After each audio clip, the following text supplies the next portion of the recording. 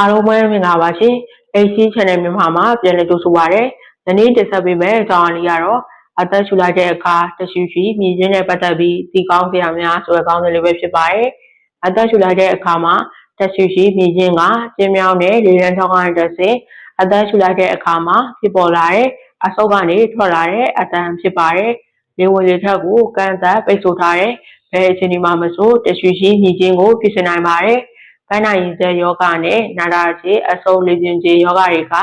အဖြစ်များဆုံးအကြောင်းရင်းတွေဖြစ်ပါတယ်။တရှူရှူမြည်ခြင်းကပြင်းထန်တဲ့ယောဂတစ်ခုရဲ့လက္ခဏာတစ်ခုဖြစ်နိုင်တာကြောင့်ဒီလက္ခဏာတွေကိုခံစားနေရရင်ဆရာဝန်နဲ့ပြသသင့်ပါတယ်။တရှူရှူမြည်ခြင်းကိုဖြစ်စေတဲ့အကြောင်းအများတရှူရှူမြည်ခြင်းကဓမ္မတေခြင်းရဲ့လက္ခဏာတစ်ခုဒါမှမဟုတ်အဆုတ်နှလုံးအတန်ကျိုးနဲ့အစာခြေလမ်းကြောင်းအပါအဝင်ခန္ဓာကိုယ်ရဲ့တနေရာမှာပြဿနာရှိနေခြင်းကြောင့်ဖြစ်နိုင်ပါတယ်။နံပါတ်1ဓမ္မတေခြင်းဖုံမုတ်တွေအိမ်မွေးတိရစ္ဆာန်တွေဝင်းမုံတွေနဲ့အစားအစာတွေလိုမျိုးအရာတွေကသူတို့နဲ့ဓမ္မတေရဲ့ဆိုးရတဲ့တုံ့ပြန်မှုတွေကအသက်ရှူတဲ့အခါတရှူရှူမြည်စေနိုင်ပါတယ်။ပြင်းထန်တဲ့ဓမ္မတေမှုရဲ့တုံ့ပြန်မှုကပိုးမွားရဲ့အဆိပ်ဒါမှမဟုတ်အစားအစာတွေနဲ့ဓမ္မတေဟာကြောင့်ဖိလိပိတာကြီးရဲ့ပြင်းထန်တဲ့ဓမ္မတေမှုအမျိုးအစားဖြစ်ပါတယ်။ပြင်းထန်တဲ့ဓမ္မတေမှုရဲ့တုံ့ပြန်မှုကအသက်အန္တရာယ်ရှိတဲ့အရေးပေါ်ခြင်းတွေဖြစ်ပြီးချက်ချင်းကုသမှုခံယူဖို့လိုအပ်ပါတယ်။နံပါတ်2အဆုတ်ပြဿနာများပန်းနာရင်ကျယောဂဟာတရှူရှူမြည်ခြင်းရဲ့အဖြစ်များတဲ့အကြောင်းတစ်ခုဖြစ်ပါတယ်။အဆုတ်စီကိုလေတွေသယ်ဆောင်ပေးတဲ့လမ်းကြောင်းဖြစ်တဲ့လေပြွန်တွေအတွင်းမှာရှောင်ရမ်းပြီးကျင်းသွားတာကြောင့်ဖြစ်လာတဲ့နာတာရှည်အခြေအနေတစ်ခုဖြစ်ပါတယ်။အသက်ရှူလမ်းကြောင်းကိုလှုပ်ဆော်စေနိုင်တဲ့ပန်းဝင်မုံတွေတလိမ့်ဆန်အမွှေးတွေဖုံမိုးတွေလိုမျိုးအရာတွေနဲ့ထိတွေ့ခြင်းကြောင့်လည်းရင်ကျက်ခြင်းကိုဖြစ်စေနိုင်ပါတယ်။ပန်းနာရင်ကျက်ယောဂဖြစ်နေမှဆိုရင်အသက်ရှူထုတ်တဲ့အချိန်ကြာနိုင်ပြီးအသက်ရှူတဲ့အခါတရှူရှူမြည်ခြင်းကိုဖြစ်စေနိုင်ပါတယ်။အသက်ရှူတဲ့အခါတရှူရှူမြည်ခြင်းကိုဖြစ်စေနိုင်တဲ့တခြားအခြေအနေတွေကအဆုတ်လေပြွန်ရောင်ခြင်းအဆုတ်လေပြွန်ငယ်များရောင်ရမ်းခြင်းနာတာရှည်အဆုတ်လေပြွန်ခြင်းယောဂမျိုးဗီဇဆိုင်ရာအဆီအချွဲချွေတွေအရွေတွေထုတ်တဲ့ကလမ်းများပျက်စီးသောယောဂအဆုတ်ရောင်ယောဂ Respiratory Society ရဲ့ virus ပိုးဝင်ခြင်းတွေပဲဖြစ်ပါတယ်။နံပါတ်3နှလုံးကြက်သားတွေပျက်စီးနေရကြောင်းနှလုံးကသွေးကိုကောင်းကောင်းမဖြစ်နိုင်တဲ့အခါနောက်ပြန်ပြီးအဆုတ်ထဲမှာအရွေတွေစုပုံလာနိုင်ပါတယ်။ဒါကြောင့်ပဲအမောပေါက်ခြင်းနဲ့အသက်ရှူတဲ့အခါတရှူရှူမြည်စေနိုင်ပါတယ်။နံပါတ်4အသက်ကျိုးတွေအလုံးမလုံးခြင်းက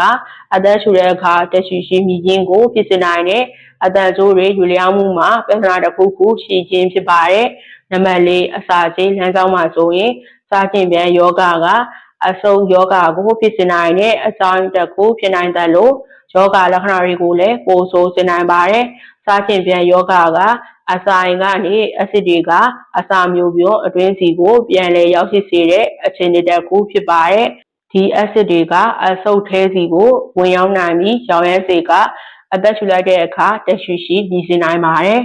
။တရှူရှူမြည်ခြင်းအတွက်ကုသမှုတရှူရှူမြည်ခြင်းအတွက်ကုသမှုကသူ့ကိုဖြစ်စေတဲ့အရာပေါ်မူတည်ပြီးကုသရပါမယ်။ဓမ္မတေခြင်းကြောင့်လားအဆုတ်ကြောင့်လားနှလုံးကြောင့်လားဖြစ်စေတဲ့အကြောင်းရင်းပေါ်မူတည်ပြီးကုသမှုကကွဲပြားသွားမှာပဲဖြစ်ပါတယ်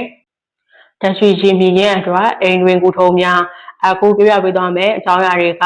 တရှူရှူမြည်ခြင်းကိုသက်သာစေဖို့အိမ်မှာသင်ကိုယ်တိုင်လှုပ်ဆောင်နိုင်တဲ့အရာတွေဖြစ်ပါတယ်။နံပါတ်1ဆက်လိပ်မတောက်ခြင်းဆက်လိပ်တောက်တဲ့သူဆိုရင်ဆက်လိပ်ဖြတ်သင့်ပါတယ်။ဆက်လိပ်ငွေချူချမိခြင်းကနေလည်းရှောင်ခြင်းသင့်ပါတယ်။ဆက်လိပ်ကအဆုတ်ကိုထိခိုက်စေနိုင်ပြီးအသက်ရှူလမ်းကြောင်းကိုထိခိုက်စေနိုင်ပါတယ်။နံပါတ်2အသက်ရှူလေ့ကျင့်ခန်းလုပ်ခြင်းအသက်ရှူလေ့ကျင့်ခန်းလုပ်ခြင်းဟာ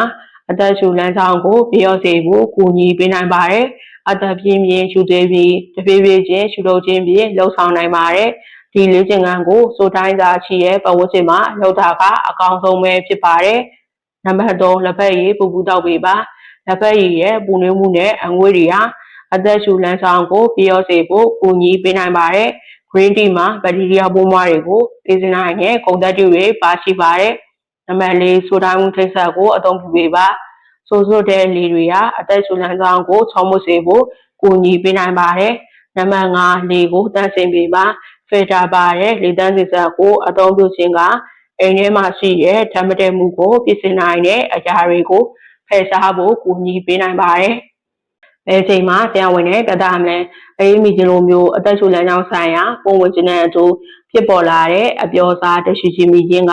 ကုသမှုခံဖို့အမြဲတမ်းမလိုအပ်ပါဘူးဒါပေမဲ့တရှိရှိမိခြင်းကထပ်ဖြစ်လာခြင်းအားထောင်မှမသိပဲတရှိရှိမိခြင်းအသက်ရှူကြခြင်းအသက်ရှူမြန်ခြင်းအသားရည်ကပြန်နှံလာခြင်းတွေဖြစ်နေမယ်ဆိုရင်ဆရာဝန်နဲ့ပြသရပါမယ်ဘယ်လိုအခြေအနေမျိုးမှာဆေးရုံကိုတန်းသွားမလဲဆိုရင်အသားရဲ့အယောင်နှာခမ်းနဲ့လက်သေးခြေသေးတွေမှာအပြာရောင်ဘက်ကိုပြောင်းသွားရင်အင်းဆက်ပိုးကောင်တကောင်ကောင်ကက်ခဲရပြီးနောက်ရုပ်တရက်တရှိရှိမိလာရင်တခါမှမတောက်ဘူးတဲ့ဆေးတစ်မျိုးမျိုးကိုတောက်ပြီးတဲ့နောက်ဒါမှမဟုတ်တခါမှမစားဘူးသေးတဲ့အစားအသောက်တစ်မျိုးမျိုးကိုစားပြီးတဲ့နောက်ရုပ်တရက်တရှိရှိမိလာရင်အစားအစာတစ်ခုကြောင့်လည်းဖြစ်ချင်းဖြစ်မယ်ဒီငယ်တဲ့အရာတစ်ခုကြောင့်ပဲဖြစ်ဖြစ်ပြီးသွားတာဆုံးနေသွားပြီးနောက်စားပြီးတရှိရှိမိလာရင်ဆေးရုံကိုသွားပါမယ်ဒီနေ့အကြောကတော့ဒီလောက်ပါပဲဒီဗီဒီယိုလေးသဘောကျတယ်ဆိုရင် like လုပ်ပေးကြဦးပါနဲ့တော့ subscribe လေးလုပ်ပြီးတော့ခေါင်းလောင်းလေးကိုလည်းဖွင့်ထားပေးပါဦးပရိသတ်ရဲ့ထင်မြင်ချက်ကိုလည်း comment ထဲမှာလွတ်လပ်စွာရေးသားပေးလို့ရပါတယ်ပြီးတော့ပြရပေးစီခြင်းနဲ့အကြောင်းအရာကိုလည်းတောင်းဆိုခဲ့ကြပါဦးငါရှိသောနေ့လေးတစ်နေ့ကိုပိုင်ဆိုင်နေကြပါစေအဆုံးဒီ issue တွေလို့အထူးပင်ကျေးဇူးတင်ရှိပါရဲ့ရှင်